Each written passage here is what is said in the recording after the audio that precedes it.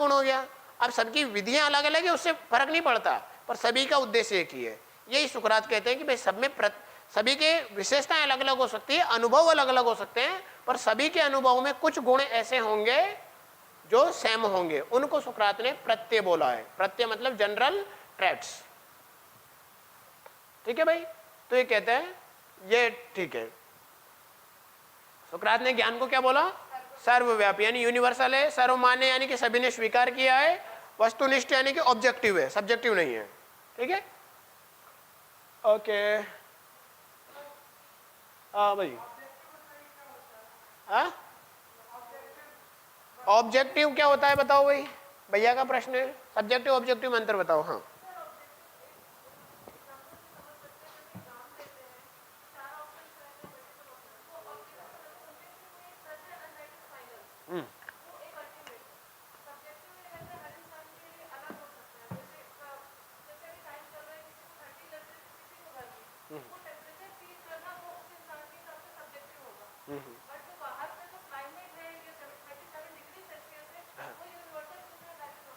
बिल्कुल।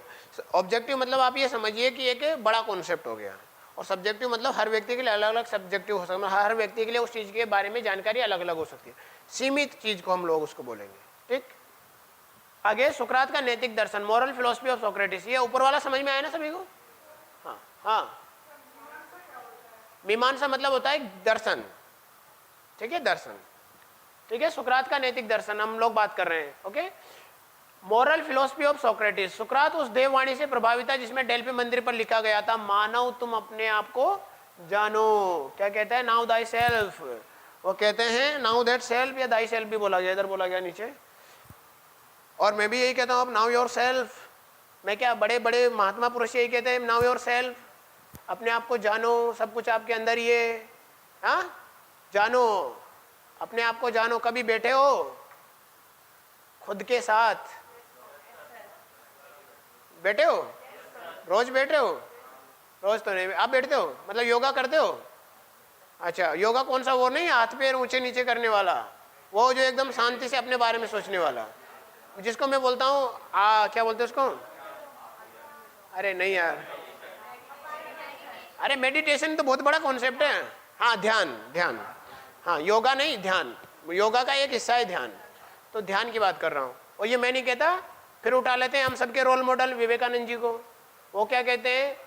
अपने आप को जानो। वो कहते हैं हर व्यक्ति को दिन में कम से कम 2 बार, क्या कहते हैं वो, जैसे हम लोग टैबलेट लेते हैं ना अपने फिजिकल को सही करने के लिए, मतलब हमारी जुकाम हो गई, बुखार हो गई, तो फिजिकल को सही करने के लिए 2 बार टैबलेट ले रहे हैं हम लोग। ठीक है, तो इसी प्रकार से विवेकानंद जी क्या कहते हैं? हर व्यक्ति को जीवन में 2 बार, जीवन में नहीं, दिन में 2 बार अपने आप के साथ बैठना चाहिए। यानी कि अगर आप अपने आप के साथ नहीं बैठते हो, अपने आप पर चिंतन नहीं करते हो, तो आप उस महत्वपूर्ण व्यक्ति से मिलने का वो खो देते हो, अवसर खो देते हो, जो आपको जीवन को सबसे ज्यादा परिवर्तित कर सकता है। क्या कहते हैं वो? आप ही सबसे महत्वपूर्ण व्यक्तित्व हो जो अपने आप को परिवर्तित करोगे। और आप अपने आप के साथ नहीं बैठे, मतलब अपने आप से आपने चिंतन नहीं किया कि क्या मैंने आज जो किया वो सही किया, क्या मैंने आज जो टाइम खर्च किया वो मेरी पढ़ाई के अकॉर्डिंग था, मेरे ड्रीम के अकॉर्डिंग था, कल मैंने जो टाइम स्पेंड किया वो सही था, आज मैंने उससे कितना कम टाइम जो था वो फालतू में खर्च किया, और कल मैं और कितना कम टाइम खर्च करूं ताकि मेरी पढ़ाई के पास मैं जल्दी से जा सकूं, मतलब मेरी टारगेट को मैं जल्दी अचीव कर पाऊं। तो अगर आप अपने आप के बारे में रोज चिंतन कर रहे हैं, अपनी बारे में कि आज मैंने जो किया वो सही था गलत था, आज मैंने ये गुस्सा किया, क्या गुस्सा करना जायज था, मतलब अपने बारे में थोड़ा सा चिंतन अगर आप रोज कर रहे हो, 2 बार, 2 बार भी नहीं, 1 बार कर लो। है, मुझे पता है आप बहुत बिजी आदमी हो, बिजी पर्सन हो, मैं जानता हूँ, पर 1 बार तो कर लो। अगर आप 10 मिनट भी आप 1 बार अपने साथ बैठ गए तो आपको ये समझ में आ जाएगा, वो सारी गलतियां करने से बच जाओगे। समझ पाए? तो अपने आप के साथ बैठो। और ये भी यही कहते हैं कि भाई, क्या कहते हैं, कहाँ गए? हाँ, मानो तुम अपने आप को जानो, है ना, दैट सेल्फ, यानी कि अपने आप को जानो, सब कुछ तुम्हारे अंदर ही है, तुम खुद से ज्ञानी बनोगे। फिर देख लो इधर भी लिखा हुआ है, नाउ दैट योर सेल्फ, तुम खुद को जानो, है, नाउ दाई सेल्फ। ये देखो, नाउ दाई सेल्फ, अपने आप को जानो, ये बहुत बड़ी बात है भाई। अब अगला देखो, वो जो प्रश्न आया था ना, ज्ञानी सद्गुण है, उस वाले प्रश्न को देख लेते हैं। इंग्लिश वालों को कोई ऐसा शब्द तो नहीं जो समझ में नहीं आया हो, आप पूछ लेंगे, ठीक है, और जो मुझे ना आए उसको गूगल कर लेंगे। ज्ञान सद्गुण है, नॉलेज इज वर्च्यू। ये कहते हैं, सुकरात का मानना है कि ज्ञानी व्यक्ति ही सद्गुणी हो सकता है। देखो समझो, ज्ञानी व्यक्ति ही सद्गुण। अब सद्गुण पे लड़ाई होगी इन तीनों के, दादा गुरु के, पिता गुरु के और शिष्य के। मतलब कि सुकरात, प्लेटो और अरस्तु, तीनों दादाजी गुरु मान सकते हैं, मतलब गुरु के बड़े गुरु है ना। प्लेटो कौन थे? अरस्तु के गुरु थे, और प्लेटो के गुरु थे सुकरात। तो इन तीनों की लड़ाई होगी सद्गुण को लेकर के, सद्गुण क्या है। मतलब ऐसा नहीं है, अलग अलग टाइम के थे वैसे तो, पर वो बोलेंगे, ये कहते हैं ज्ञान ही सद्गुण है, मतलब एक ही सद्गुण है ज्ञान। फिर प्लेटो आएंगे, बोलेंगे 4 सद्गुण है ना, विवेक, संयम, न्याय, ये सब चीजें मिलाकर उन्होंने 4 सद्गुण बोले। फिर वो क्या नाम है, अरस्तु आएंगे, वो कहेंगे कि आप कह दोगे कि साहस ही सद्गुण है, तो साहस किसको मानेंगे? कोई व्यक्ति जाकर के शेर के मुंह में हाथ डालेगा जबरदस्ती, उसको साहस बोलेंगे? या फिर अगर सैनिक को लड़ने के लिए बॉर्डर पे भेजते हैं, वो साहस है? फिर बोलेंगे कि बीच का वो होना चाहिए, मतलब कौटिल्य जो वो रहते हैं, अरे क्या नाम से, अरस्तु कहते हैं कि फिर साहस हम बोलेंगे बीच वाला साहस होना चाहिए। मतलब ऐसा नहीं कि दुस्साहस हो जाए, ऐसा नहीं कुसाहस हो जाए, है ना, आराम से साहस हम करें। तो बोलेंगे भाई बहुत सारे ऐसे गुण हैं जो बीच वाला रास्ता जिनमें चुन नहीं सकते। कैसे? देशभक्ति का, देशभक्ति में क्या बोलेंगे? बीच वाला रास्ता चुनोगे कि एक दिन आप देशभक्त रहो, दूसरे दिन देशद्रोही, तो ये तो गलत हो जाएगा। तो कुछ ऐसे साहस है जिनकी कोई परिभाषा नहीं है। ब्रह्मचार्य, अगर मान लो कोई गुण है, तो क्या हम ब्रह्मचार्य मानेंगे कि रात में हम लोग ब्रह्मचारी ना रहे और दिन में ब्रह्मचारी रहे? तो कुछ ऐसे गुण रहे कि जिनका कोई मिड पाथ नहीं है, जिसको हम बोलेंगे अरस्तु का गोल्डन मीन। तो इनकी बड़ी लड़ाई होती है तीनों गुरु शिष्यों के, किसमें? इस मामले में। तो अभी हम शिष्यों पे बाद में चलेंगे, पहले गुरु की बात कर लेते हैं। ये कहते हैं knowledge is virtue, virtue is knowledge. ज्ञान ही सद्गुण है, सद्गुण ही ज्ञान है। कहना क्या चाह रही है? जिस व्यक्ति को ये ज्ञान है, क्या हुआ? हाँ, ध्यान से समझो, मैं तत्व ज्ञान की बात कर रहा हूं और आप बाहरी दुनिया के ज्ञान पे अटके हुए हो। जिस व्यक्ति को, क्या बता रहा था मैं? हाँ, ये बता रहा था ना। हाँ, एक मिनट में थोड़ा सोच लूं।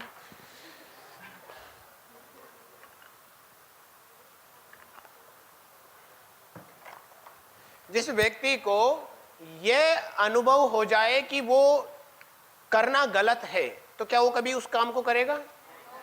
तो फिर वो व्यक्ति क्या हुआ? ज्ञानी है ना। मैं कहूं कि झूठ बोलना पाप है, पर मेरे कह देने से हो जाएगा क्या? आप चाहो तो मत मानो।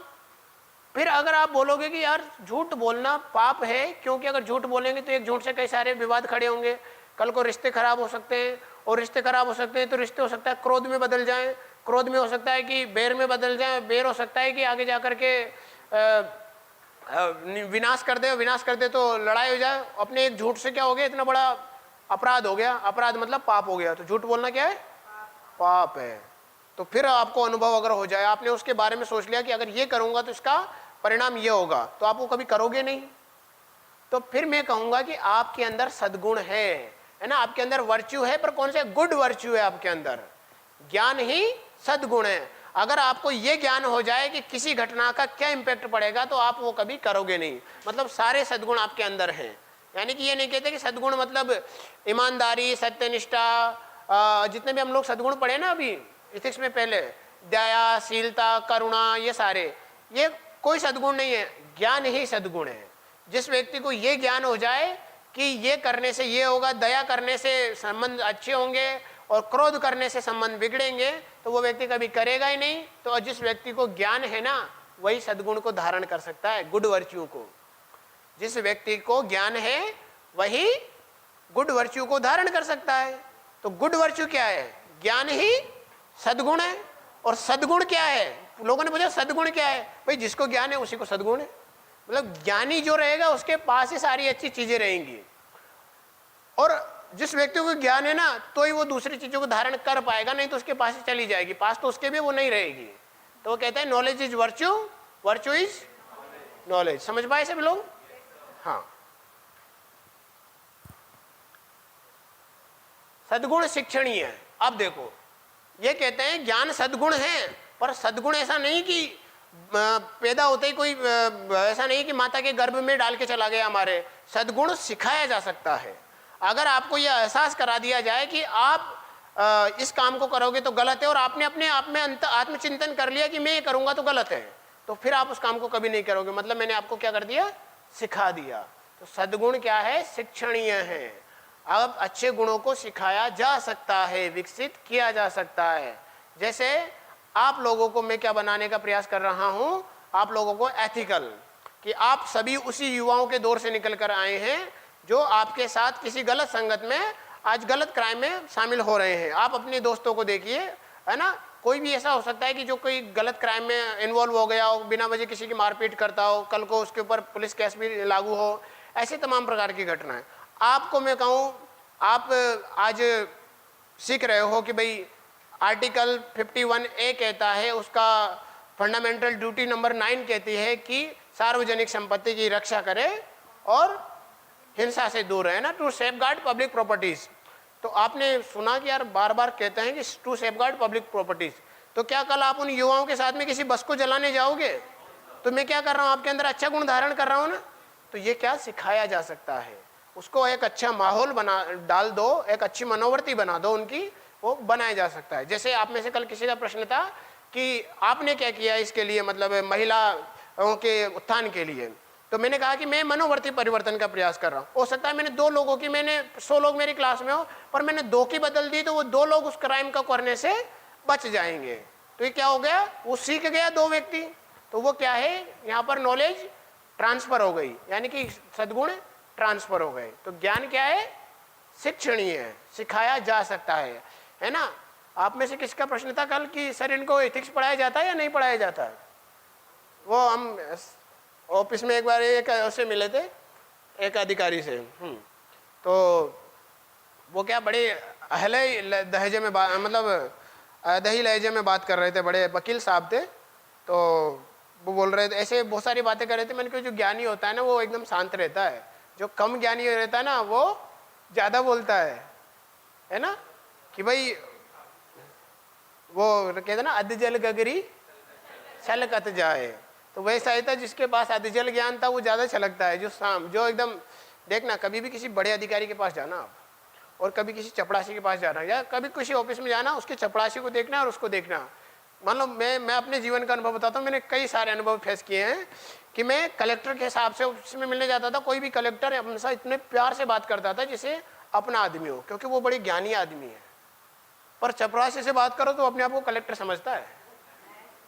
होता है, देखना, जितने निम्न तबके के अधिकारी से बात करो, मैं नहीं कह रहा कि सभी अधिकारी, बहुत सारे निम्न तबके के भी महान होते हैं, ये नहीं कह रहा कि ये कोई यूनिवर्सल ट्रूथ है, पर मैं जनरली बता रहा हूँ। जनरली से मैंने देखा है कि निम्न तबके का अधिकारी जिसको कम पढ़ा लिखा, जैसे पुलिस वाले को दे लो, कोई जवान देख लो, जवान से बात करो तो वो हमेशा लठबाजी की या डंडे मारने की बात करेगा।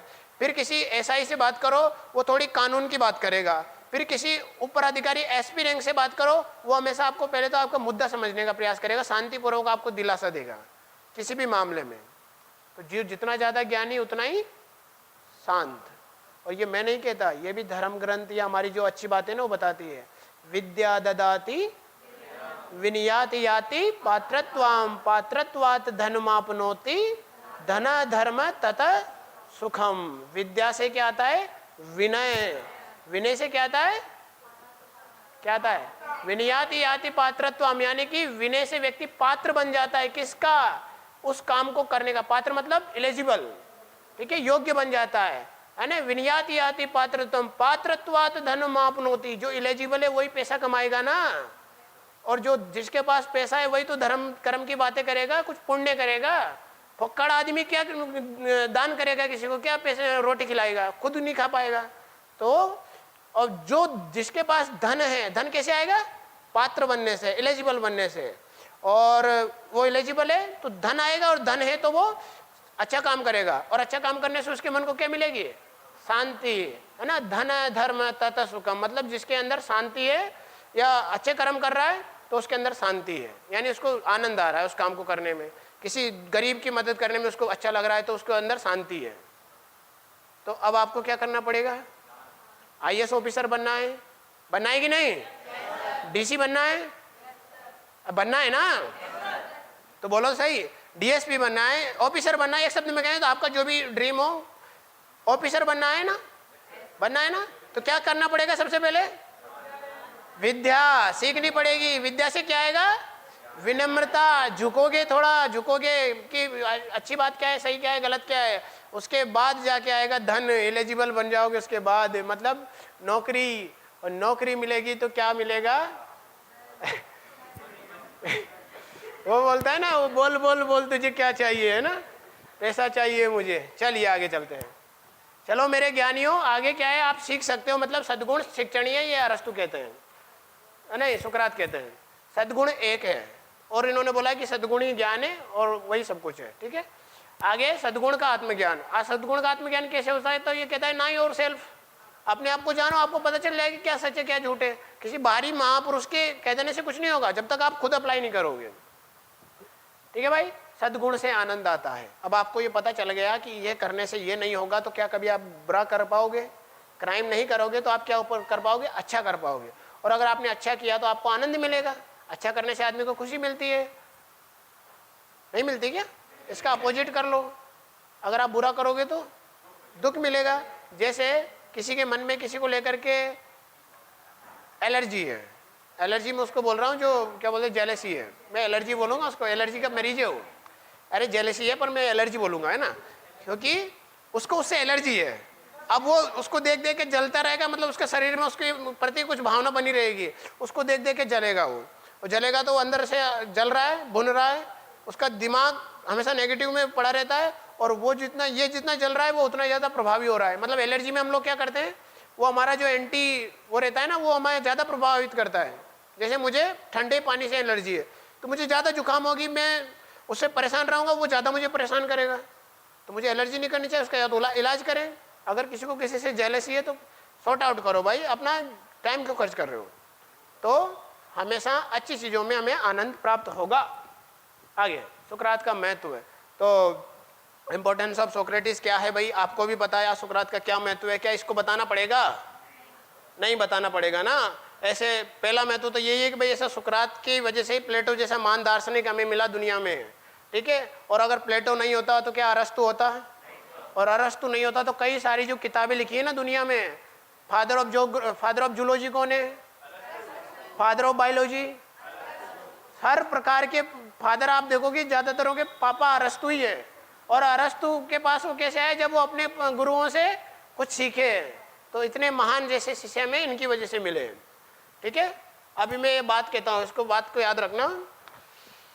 एक और दार्शनिक थे, मतलब वेस्टर्न फिलोसफर थे, नाम में थोड़ा याद नहीं कर पा और आपको शायद याद कर पाए, शायद जर्मी थे, बेंथम थे, मिल थे, कोई ऐसे थे। उन्होंने बात कही थी कि सुकरात को जब मार दिया गया हेमलॉक पिला करके, तब उन्होंने इनके ऊपर एक बात कही थी कि इतना इनका महत्व कितना जरूरी है। उन्होंने कहा कि मानवता तो उसी दिन मर गई थी जिस दिन सुकरात को जहर पिला दिया गया। मानवता तो उसी दिन मर गई जिस दिन सुकरात को जहर पिला दिया गया।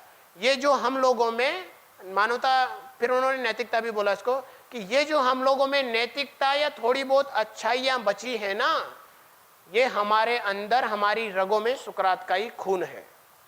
कहने का मतलब ये चाहते हैं कि नैतिकता के एक महान व्यक्ति थे, एक नैतिक व्यक्ति थे, उनको तो आपने जहर पिला के मार दिया, बाद में उनका महत्व पता चला।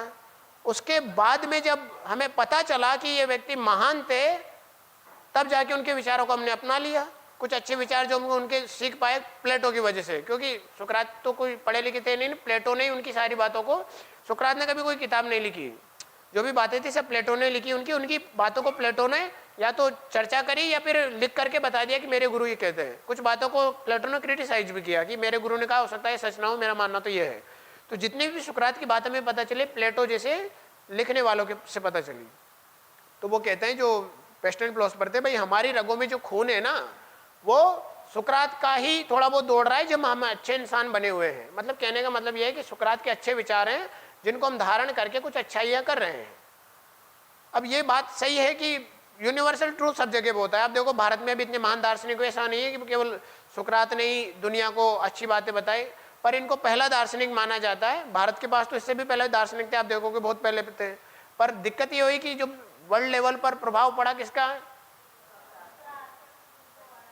किसका, यूरोप वालों का। क्योंकि यूरोप में पहले क्रांति हुई, यूरोप के लोग पहले जागृत हुए, तो इसलिए उन्होंने सबसे पहले जो आ गया। जैसे आप लोग कई बार आलोचना करते हो कि नेपोलियन, भारत के नेपोलियन समुद्रगुप्त है, तो आप कहते हो कि नहीं नेपोलियन तो बाद में आया, समुद्रगुप्त तो पहले आया। तो हमें तो ये कहना चाहिए कि यूरोप का समुद्रगुप्त नेपोलियन है, या फिर भारत के कालिदास, भारत के शेक्सपियर कालिदास है। तो आप तो उल्टा कहिए, यूरोप के कालिदास शेक्सपियर है, पर लिखा उन्होंने, दुनिया को बताया उन्होंने, इसलिए आप में से कई बार एक दो प्रश्न भी आप लोगों ने पूछे थे कि पहले उनका नाम क्यों लिया जाता है। भाई उन्होंने पहले लिखा इसलिए पहले वो आ गए, बाकी हमारे पास भी दर्शन था। पर ये अच्छी बात है, अच्छी बातें कहीं से भी मिले, अच्छी बातों पे बैरियर नहीं बनाना चाहिए कि हमारे देश में ही महान आदमी पैदा होंगे। अगर आइंस्टाइन विदेश में पैदा नहीं होता तो आप हम बहुत सारी चीज़ें नहीं जान पाते। न्यूटन का थर्ड लॉ आप कई जगह पे आप प्रयोग नहीं कर पाते, क्रिया की प्रतिक्रिया। आप केवल यही मान ले जाते हैं कि भारत ही महान है ना। महान कहीं पर भी सभी देशों में हो सकता है, अच्छे लोग सभी देशों में हो सकते हैं, है ना, या हमारे कोई भी विरोधी देश है उसमें भी हो सकते हैं। ठीक है भाई, कल मूवी देखने जाओगे एक, उसमें थोड़ा सा जो भी देखें एकदम राष्ट्रभक्ति में एकदम तल्लीन मत हो जाना, ये भी देखना है ना, उसको अलग एंगल से देखना कि यहाँ पर मुद्दा क्या है, मुद्दे को समझने का प्रयास करना। एकदम ऐसा मत हो जाना जो आम आदमी होते हैं। मुद्दा समझना, समस्याएं क्या थी, उसमें एक मुद्दा आएगा आपको इंडिया से रिलेटेड, आपके फॉरेन उसमें आएगा, जो फॉरेन रिलेशन है उसमें आएगा क्रश इंडिया क्या है, कभी पूछ लिया जाए तो, या फिर जिनका पॉलिटिकल साइंस आ जा रहा है तो कभी उसमें देखना है ये क्रश इंडिया मूवमेंट क्या था, भारत पाकिस्तान संबंधों में साहित्य की क्या भूमिका है। मूवी क्या